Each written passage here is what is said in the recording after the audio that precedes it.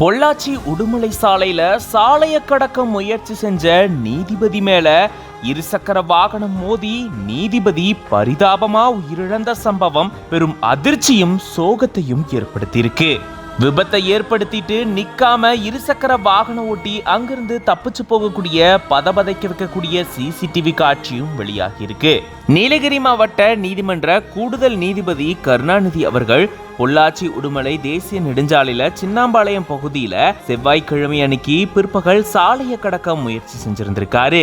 அப்போ அந்த வழியா அதிவேகத்துல வந்த இருசக்கர வாகனம் இவர் மேல மோதிட்டு அங்கிருந்து நிக்காம போனதா கூறப்படுது. இதுல படுகாயமடைஞ்ச நீதிபதி கருணாநிதி அவர்கள் உயிரிழந்ததா சொல்லப்பட்டிருக்கு. இதை தொடர்ந்து போலீசார் இது தொடர்பான விசாரணையை மேற்கொண்டு வந்திருக்காங்க. அந்த பகுதியில பொருத்தப்பட்டிருந்த சிசிடிவி கேமராவை ஆய்வு செஞ்சு பார்க்கும்போதுதான் ஒரு நபர் நீதிபதி மேல மோதிட்டு தப்பிச்சு போறது பதிவாகி இருந்திருக்கு. அதன்படி அந்த நபரை போலீசார் இப்போ கைது செஞ்சிருக்காங்க.